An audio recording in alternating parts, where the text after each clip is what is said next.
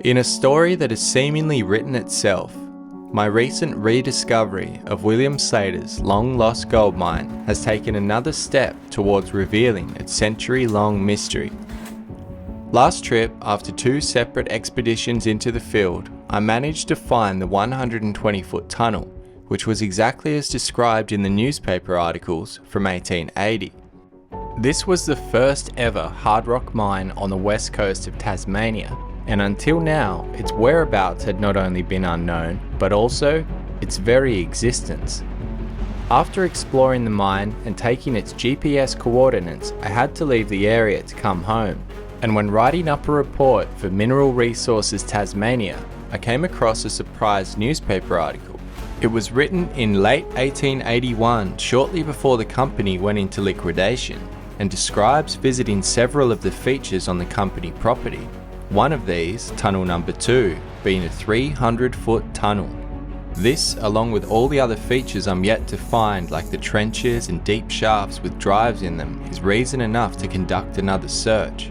Now I know where to look, I'll be heading back to leave no stone unturned on this adventure. And thanks to a surprise email, the mystery that once surrounded William Slater is shared in an unforgettable epic tale.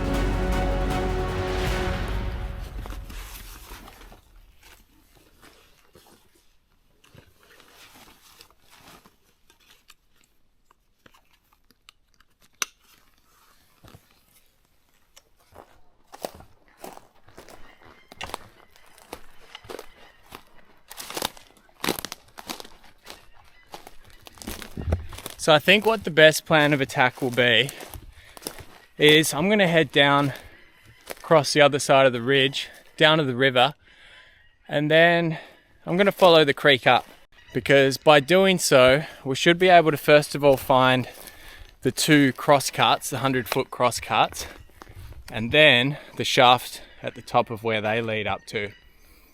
And then basically from there we should be able to explore the area and find this second tunnel. I was pretty damn excited to see what this property would look like. It's one thing to go exploring these old mining sites by reading other people's research, but having discovered this site myself and been in the process of it was a whole nother level.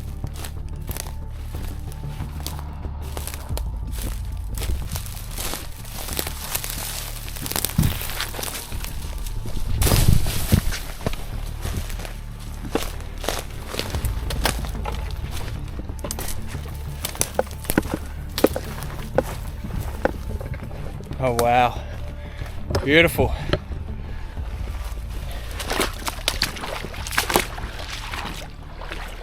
What a stunning stream.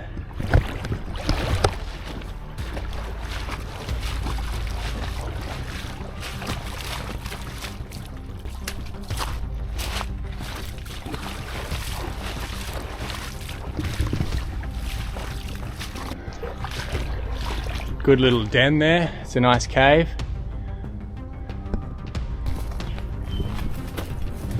Some little footprints here.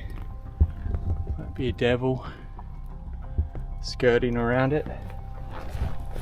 Alright, let's go find this Specimen Creek.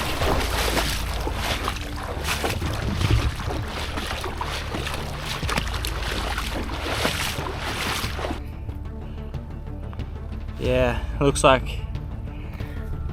like we're right on it, and it's this little stream here.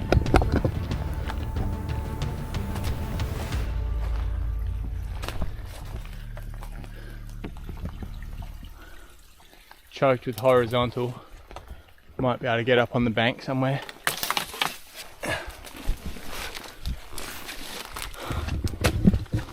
Is this really it? Suppose we'll find out.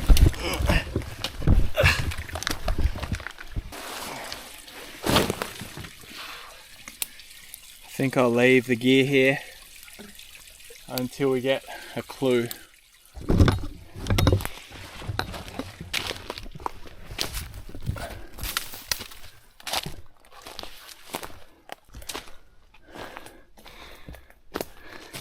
Maybe there's a shaft up here somewhere.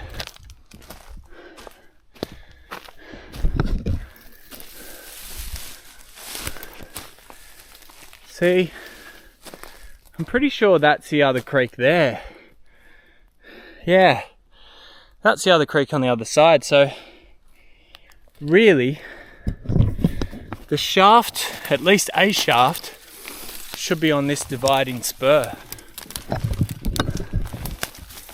This here, what's that? Yep, we got something. So, oh, that's all cut out down there too. Okay, we've got a drive here. This is on the first creek that I looked for. Then we've got cutouts into the bank here. Now I can see just down from here, it looks like one of the crosscuts or drives. See that? Basically looks a little bit like a water race. Now obviously that's not 100 foot long, or it's not 4 to 7 foot deep, but it does tell us that this is Specimen Creek right here, because those workings lead down into it.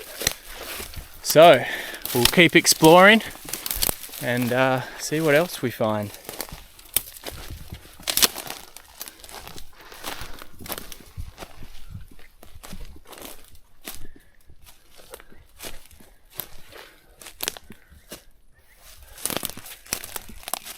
Oh, hang on.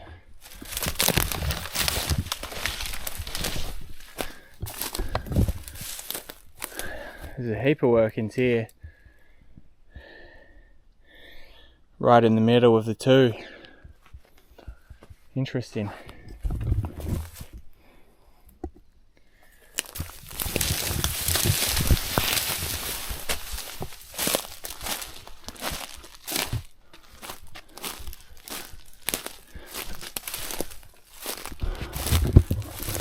Might be another tunnel here. Is this tunnel 2? It's just a 300 metre number. Oh, she looks deep.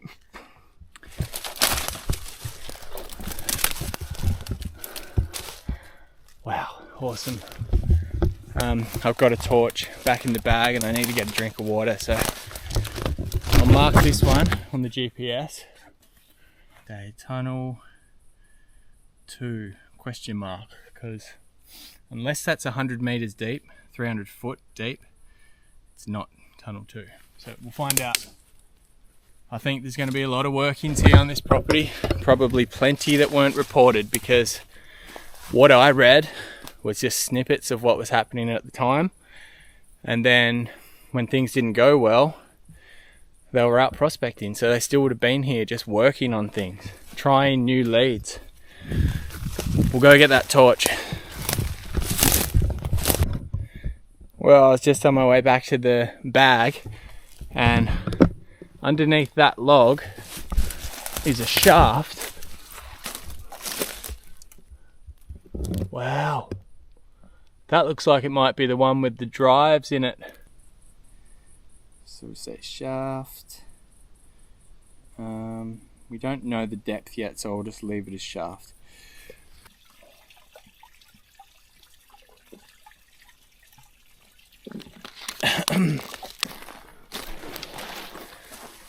Okay, we're back.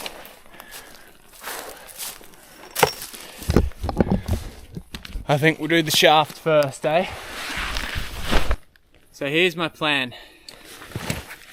We've got a lantern that'll give 360-degree lighting attached to a clip, and then we've got a 360-degree camera which will hang above, a bit like a fishing hook on a fishing line, and then we've got the rope. So we've got 30 meters of rope. Shouldn't be any issue to explore the two shafts that I know, one being at 19 and the other being at 30 foot. So I think if we just go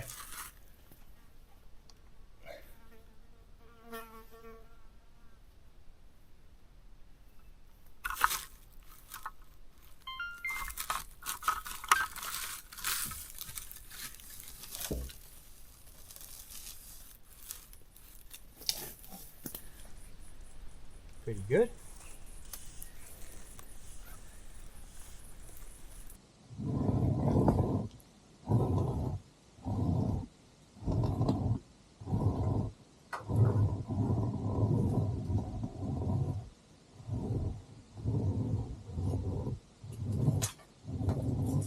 Damn, it's so cool seeing it.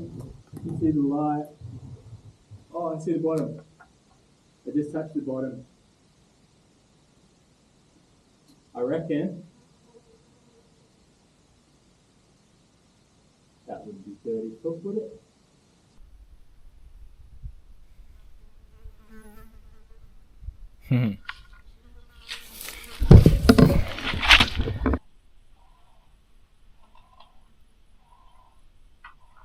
See what? Yes. There was a drive in that. So it's a little bit tricky for me to look on the Insta360, but I'm sure you guys had an awesome vision of that. I know there was at least one drive in there, which is really cool. So I've marked that one as shaft with drive. Now we're gonna go and have a look in this tunnel and see if it's tunnel number 2, the 300 foot one.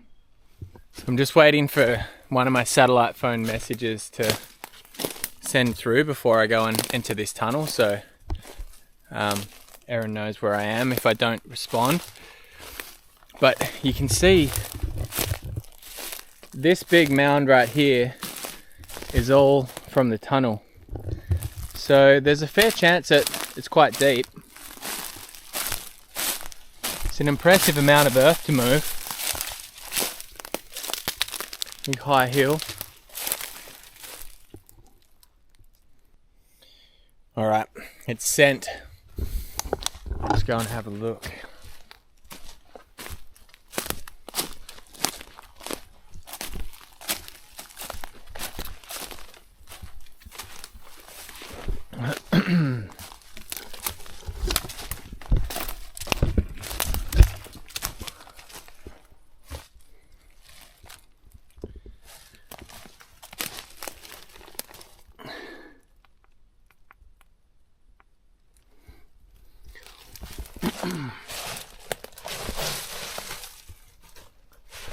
Well, not as high as the other one. Oh, it's not that deep.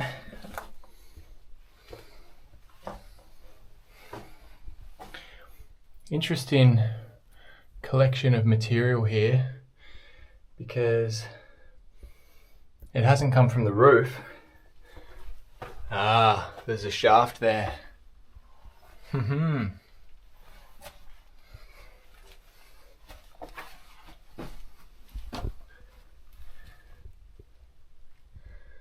Not too deep.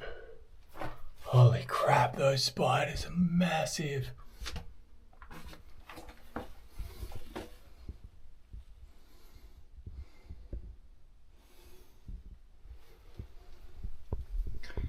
Now I wonder... Oh look, there's a bit of timber there. Now I wonder what's on the other side of that. I don't know if you can see, but right at the top of that little mound there, they've blocked this adit. Why did they do that?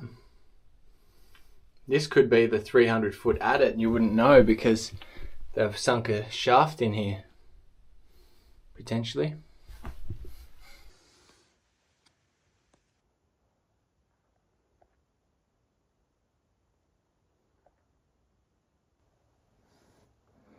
They would have never seen people before.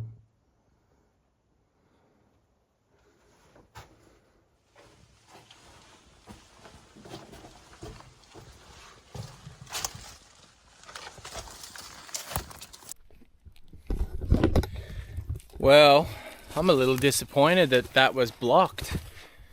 I was expecting a double length tunnel with potentially, you know, an item at the end, or at least some more bones and stuff, but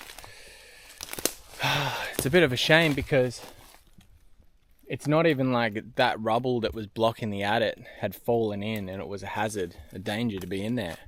It was just that extra work had been done since I'd read about it.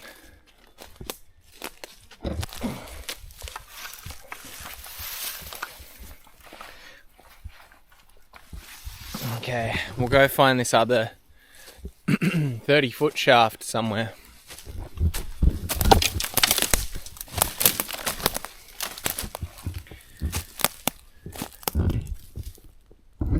Is that it? Nope. Unless it's caved in. Found another shaft, quite a deep one.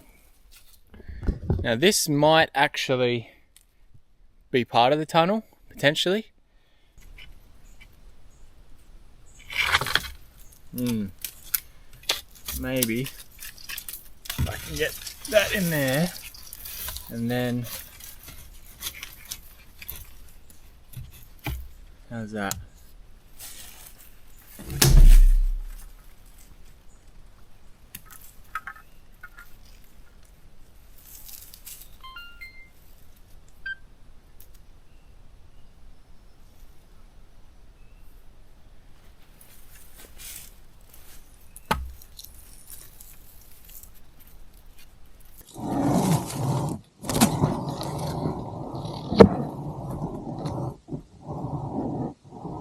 Down she goes.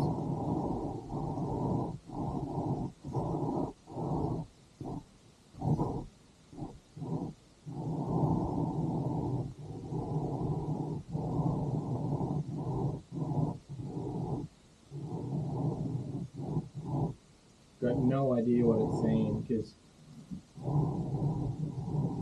can't see anything.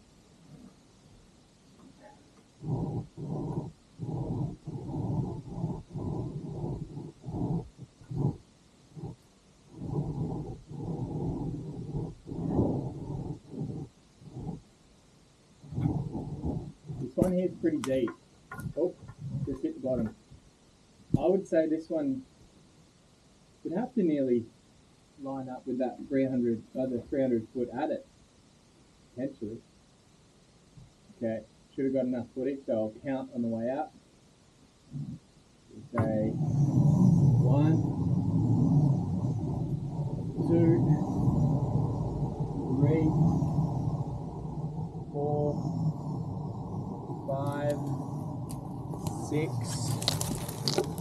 7. 7 meters.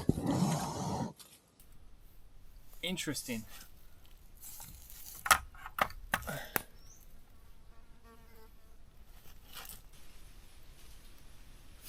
Yeah, there's a drive down there. Wow, you can see the footmarks. That's crazy. You can see the footmarks of where they must have climbed in and out of it. So I'm going to say that that was probably 19 foot shaft. Ah, here we go.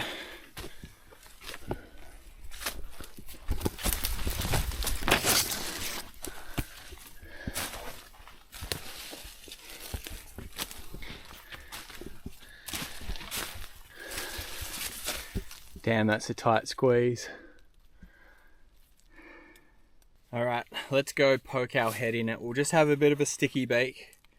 Should be able to tell pretty early on if it's a real deep one or not.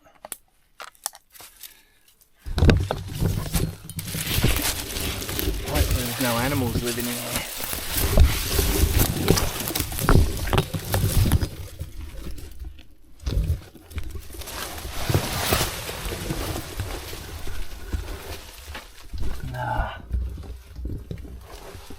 Pretty shallow.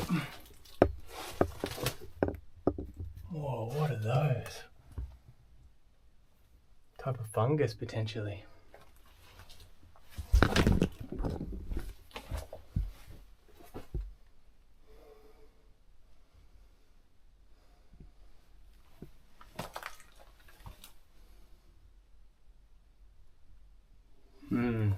Bugger.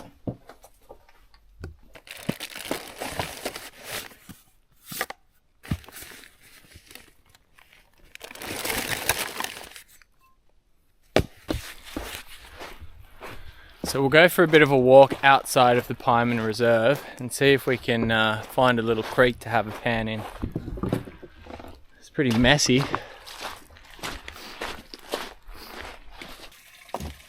So this one here's got a little bit of wash in it and it's close to the river, so I'll grab a pan full and we'll see what we can find. Might not be any bedrock here. Oh, maybe. I think there is actually underneath it.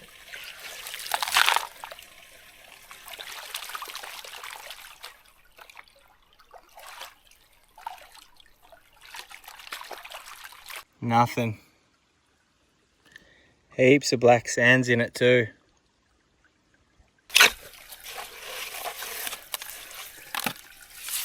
None of this wash is like really coarse, so I don't have much faith. But you never know. Maybe we just strike a big specie this pan.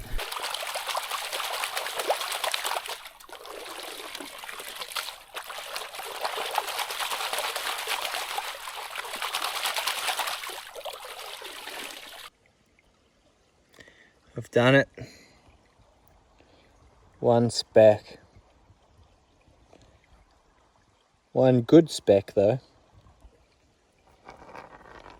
We'll just have one more pan out of this same hole. I'll see if I can go deeper and we'll see if the gold gets any bigger, because that piece right there was the first decent little bit.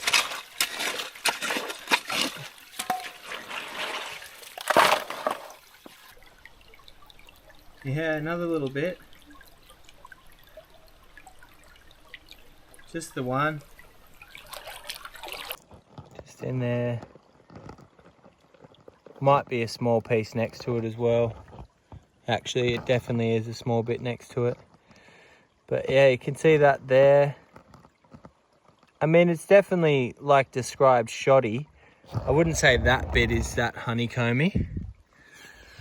But the one I found before was pretty good. I've just got those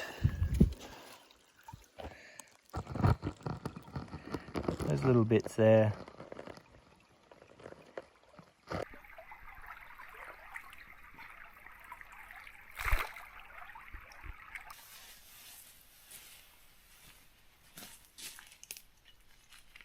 Well, camp's all set up and it's almost dinner time, but I think I'll just go for a little bit of a stroll, take a walk around the property and see if I can find any other cool features. It's a shame they never really used much machinery here, because there'd be stuff still on the property otherwise, but I haven't found anything. But you can see it's just trenches everywhere. Like, this whole area has been worked pretty heavily. Random cut-ins.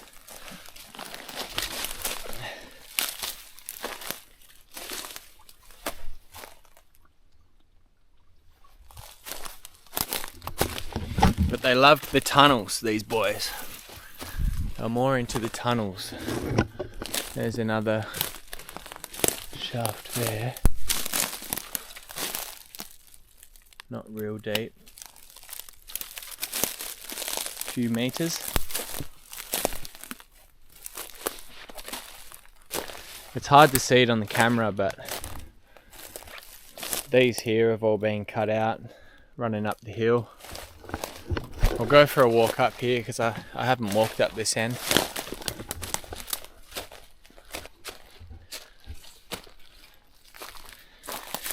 Just everywhere you walk there's big bits of quartz. Oh, must have driven them crazy, the chase for the elusive reef.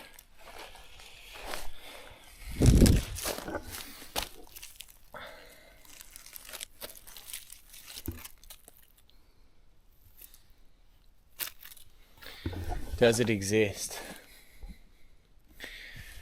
Probably not. My guess is it's so widespread, all of this quartz, and I know that it's sharp and it's quite coarse, but I still think that at some point, hundreds of thousands of years ago, there were mountain ranges and then they've dissolved and just been left here like that. Because if you think about what we've seen in these videos inside the tunnels, inside the adits, it's quite a soft material. And then there's stringers of the quartz. So, well, some of the tunnels have been. Like you look at the one, if you look at the tunnel that we found in the first video, way up in the top of the hill, that was like a compact type of soil almost, but it still had quartz running through it. So if you took that top of the hill and gave it enough time and weather, all of the soil would erode and it would just be quartz left. So there probably was a reef at some point that's long since dissolved and is spread out all over this area and wherever else. I mean, that type of gold you can find in so many spots. I've sniped tens of kilometers away from here and found the same type of gold, and you think, oh, it must be a reef nearby. But the reality is it's just at some point there probably was. And takes a lot of weather and beating and getting into the streams before it becomes a flat piece of alluvial gold. So anything that's dissolved up here on the hills that hasn't been in a fast stream with a heap of other rocks is going to keep its shape. It's just that simple. So I don't know, just my thoughts, but could be totally wrong, and Slaters Reef could still be up there waiting to be rediscovered. Or actually, waiting to be discovered, because Slater never found it. They were pretty confident that the gold was coming from the dividing range of these two creeks and straight up. Every single one of those red markers is a shaft or an adit. And there's nothing really outside of that line that they targeted.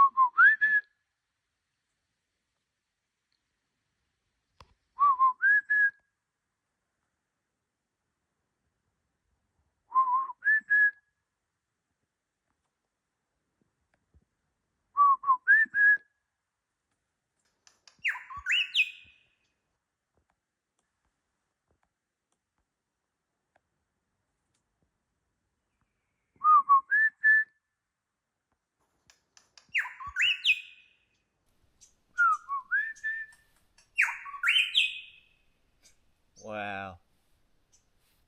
What a freaking special moment. That's cool.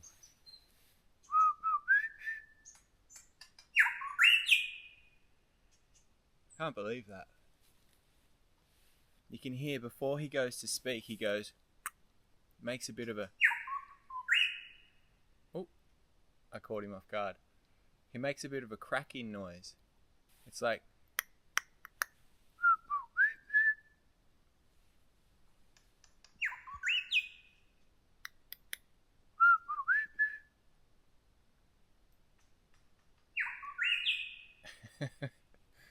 That's him.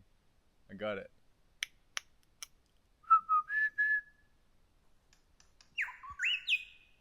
I better finish packing up. I've got to get some water from down at the river.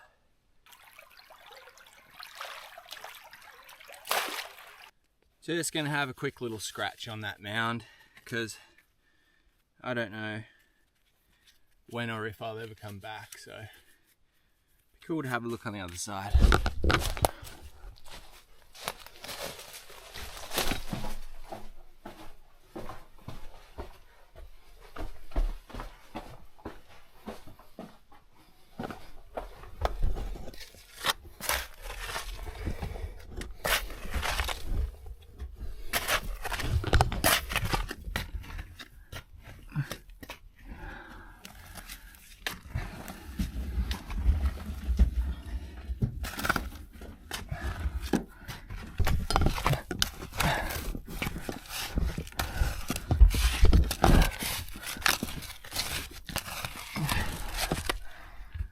Should be pretty good. Now I'm not sure how much oxygen will be in there, so I might just catch my breath outside and then we'll go for a quick look in.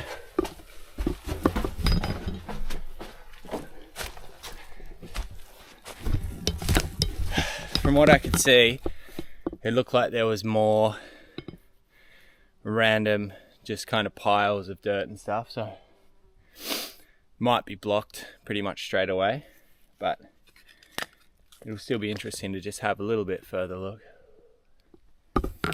All right, I think I'm ready. Let's go.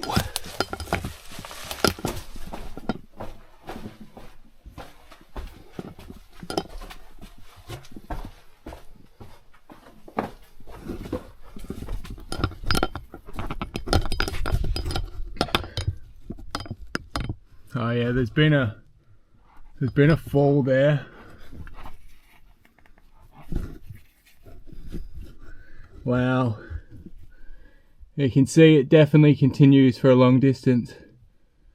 What's that? There's something way down the back there. What the hell? What is that thing? Just trying to play this as safe as I can. There's probably not any, bad fumes or anything there because I think it's quite clean, the ground, but I don't know enough about it, so try and play the safe card. All right, I think this time I'm going to go through the little hole and then for a quick walk to whatever that stick thing is, and then that's it. I'm out.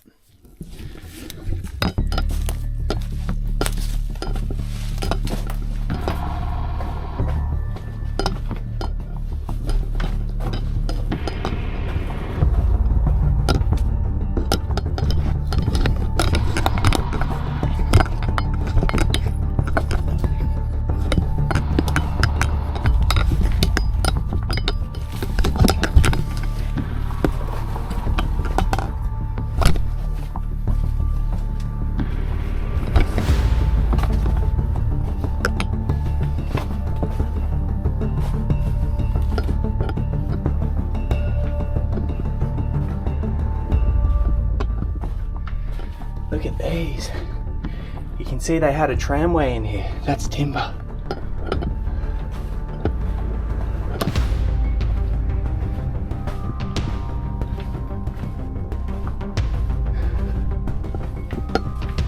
Some wood here.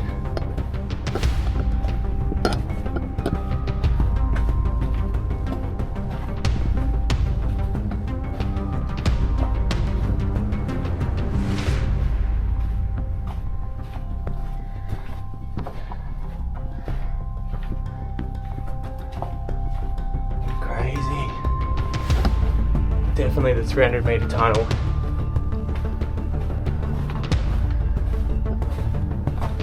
Wow.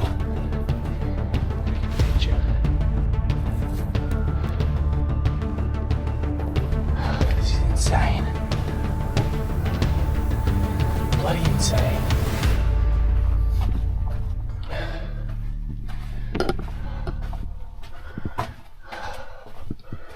Alright, looks like we're coming up to the end.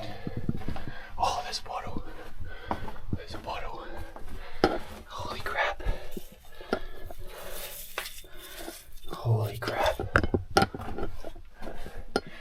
There's a can. More bottles. Incredible. Wow. Walnuts. Walnuts. I smashed them.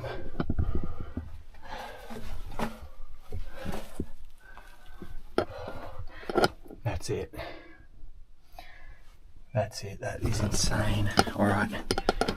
Oh man, this is deep. Get a quick picture here.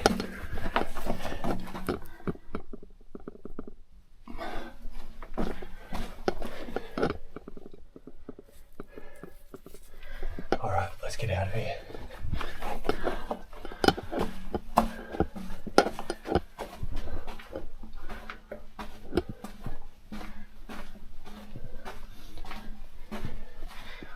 Can't believe they had a tramway in here.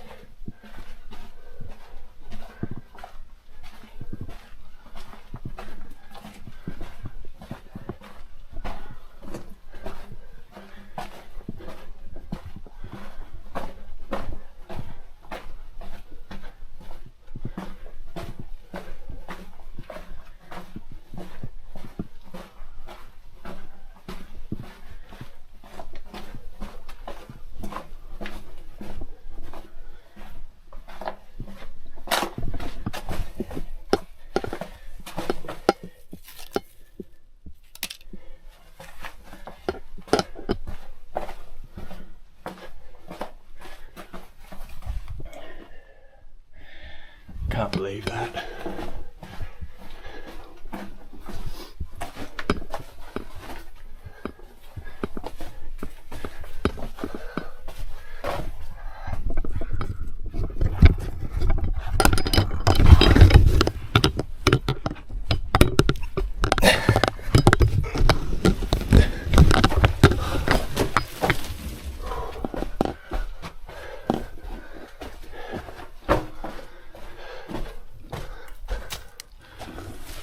Oh man.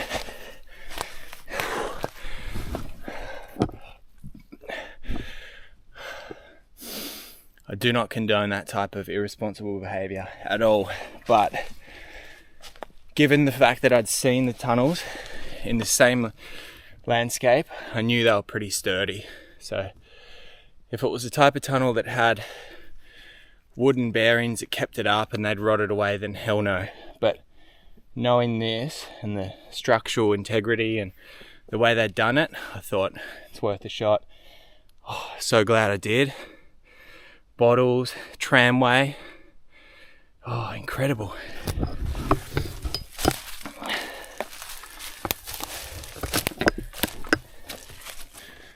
Okay, it's time to head off now. Say goodbye to the Lefroy Gold Mine Company's fabulous property. I had an absolute blast exploring it, and I'm going to be heading straight up the hill and back to the boat.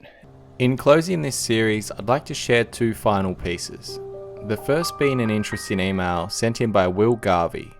He explained that one of his hobbies was genealogy, and he'd taken an interest in the mystery of this story. So thanks to his great research, I'll share his findings with you now. He says, William's full name was William Adnam Slater. He was born on the 17th of June 1851 in Manchester, England. His father was named John Slater and his mother Rosa Mott. They were married 10th of February 1849 in St Thomas's Church, Ardwick, Manchester.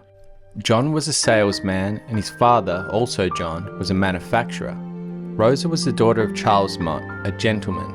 Another interesting bit of info is that his paternal grandmother, Anna Maria, was born in Barbados in 1794, so I would guess her branch of the family were merchants or something of the kind.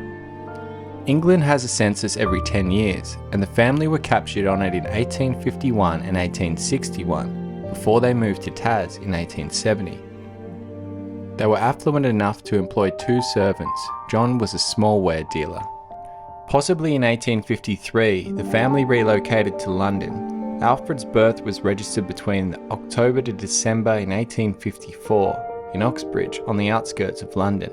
He may have had an elder brother, Arthur, who died in infancy. William was baptised in 1853 when the family were living at Red Lion Street, London.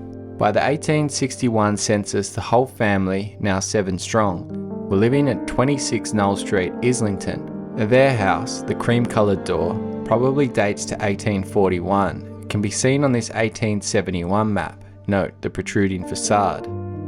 The census below gives John's occupation as an artificial florist employer. This is quite an unusual one, but I interpret it to mean he owns a factory that produces such flowers.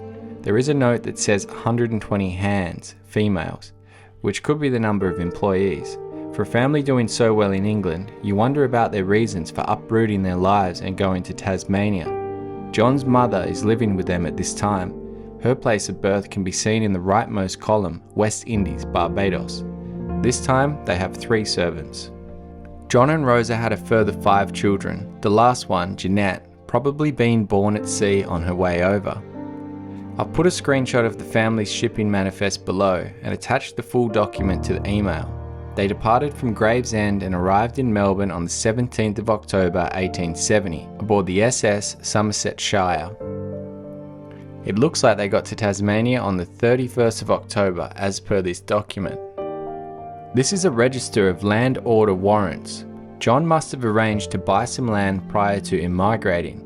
This is probably the agricultural pursuits Alfred was engaged in until 1873, from the obituary you must have found.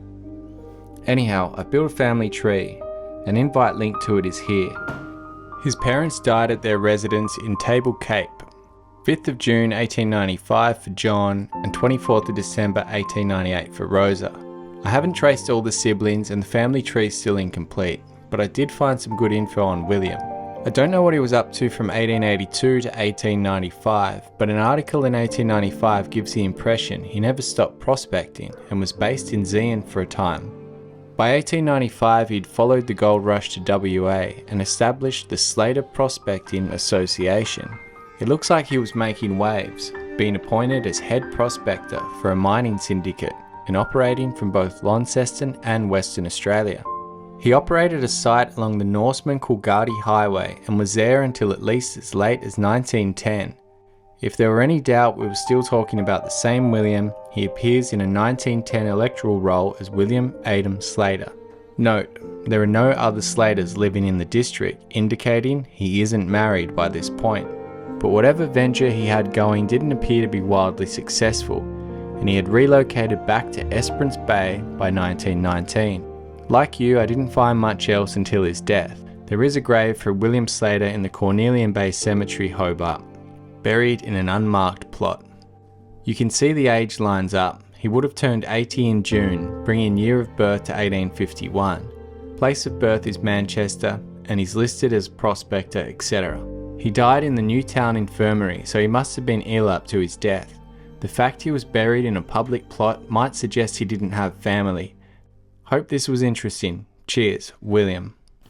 And in terms of putting this discovery back on the map, I've heard back from Mineral Resources Tasmania, who commended my research article. This article is now visible on the List Mineral Occurrences and MRT's map viewer, and is available for public access.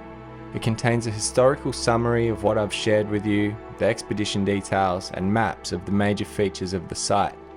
And I have begun the process with Place Names Tasmania for having Slater's Range reinstated, to commemorate the hardships and heritage of this rediscovered piece of Tasmanian history. Thanks for watching, and I'll see you next time.